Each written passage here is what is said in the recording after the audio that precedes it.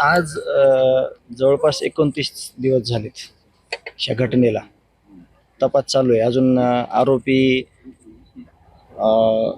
जेरबंद सगळे झालेले नाहीत. आणि ज्यांनी ह्या सगळ्या प्रकरणाला मदत केली आहे, ज्यांनी हे कटकारस्थान केलंय, त्यांना कुठंतरी असं वाटायलंय की आपण म्हणजे म्हणजे त्यांना भीती नाही राहिली कुठली. आणि त्यामुळं एक चर्चा करण्यासाठी किंवा त्यांना एक मागणी मागण्यासाठी आपण जातोय तिथं. आणि आपली मागणी आहे की आपल्याला न्याय भेटला पाहिजे. झालेला गुन्हा अत्यंत गंभीर आहे. जरी त्यांना वाटत नसेल हा गंभीर आहे गुन्हा, ज्यांनी कोणी हा केला आहे, तरी खूप गंभीर घटना आहे ही. सगळा तिथला समाज भयभीत आहे आणि त्यामुळं मी ह्या मागणीसाठी जातोय. सुरुवातीला स्पष्ट केलंय मी. 4 ते 5 दिवसात प्रसारमाध्यमांना बोललो होतो मी की देशमुख कुटुंबीय किंवा हा जो समाज आहे तो न्यायासाठी रस्त्यावर आलेला आहे. त्याच्यात जातीय रंग कोणी देऊ पण नका आणि देत पण नाही. मी वेळोवेळी स्पष्टीकरण दिलेलं आहे.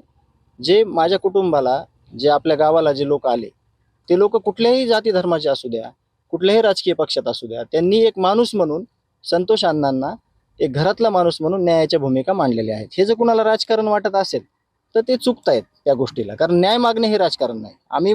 मी वेळोवेळी स्पष्टीकरण दिले की हे न्यायाची भूमिका आहे सगळ्यांची आणि न्यायाची भूमिका सगळ्यांचीच असली पाहिजे, मगच न्याय मिळणार आहे. विशेष सरकारी वकील उज्ज्वल निकम यांची नियुक्ती व्हावी अशी मागणी आपण केली आहे आणि मुख्यमंत्री तर म्हटले आम्ही विनंती करू, परंतु तसं अजून उज्ज्वल निकम यांच्याकडून काही स्पष्टीकरण येत नाही. हा, ते आज स्पष्ट होईल. आम्हाला तिथे गेल्यानंतर ती पण माहिती भेटेल, अधिकृत माहिती भेटेल तुम्हाला. मी त्याच्यापर्यंतच्या तपासामध्ये तुम्ही समाधानी आहात का? तपास ज्या दिशेनं चाललाय त्या दिशेनं आज किंवा उद्यापर्यंत आपल्याला सगळं टायटल क्लिअर होईल. कुठपर्यंत तपास आलाय किंवा आपल्याला अपेक्षित तपास आहे तसा पूर्ण होतोय का, हे आपल्याला त्यांचं जे आपण आढावा घेतल्यानंतर किंवा त्यांनी आपल्याला कळवल्यानंतर हे कळत. मग त्यानंतर आपण लक्षात येईल आपल्या की योग्य दिशेनं सगळं आहे का. पण आम्ही वेळोवेळी विश्वास व्यक्त केलेला आहे.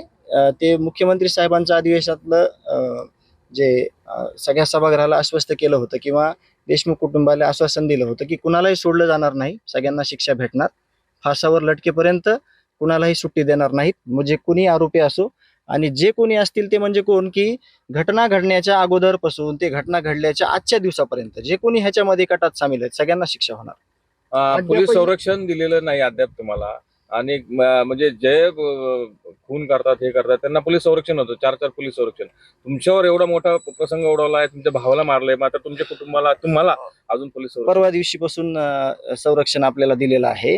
आणि जे तुम्ही म्हणताय की गुंडांना त्यांच्यावर कारवाई झालेल्या असताना म्हणजे गुन्हे नोंद असताना संरक्षण आहे, तर ते गांभीर्यानं सरकारने घ्यायला पाहिजे.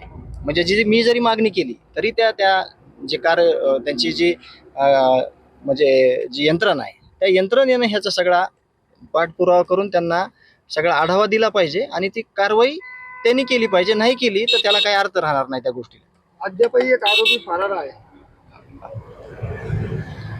हा, त्याला पकडण्याची मागणी आहे आमची.